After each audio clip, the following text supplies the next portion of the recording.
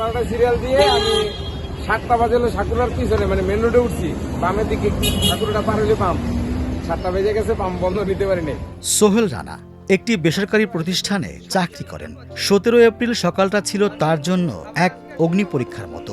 এদিন সকাল 9টা থেকে তেল নেয়ার জন্য মোটরসাইকেল নিয়ে দাঁড়িয়েছিলেন রাজধানীর পরিবাগের একটি তেলের পাম্পে। এ সময় তার সামনে ও পেছনে ছিল সারি সারি মোটরসাইকেলের জটলা।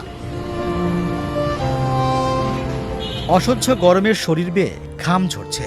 কখনো মাথার উপর ছাতা ধরে রোদের তীব্রতা ঠেকানোর বৃথা চেষ্টা করছেন, কখনো আবার একটু শীতলতার আশায় ফুটপাতের ধুলোবালি মাখা ছায়ায় বসে জিরিয়ে নিয়েছেন।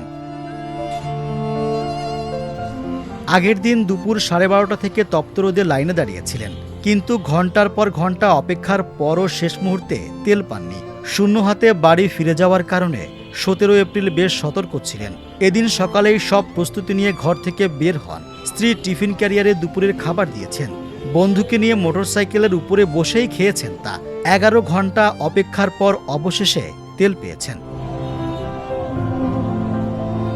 এটা শুধু তার একার গল্প নয়, জ্বালানি সংকটে তার মতো অনেকের নাভিশ্বাস উঠে গেছে।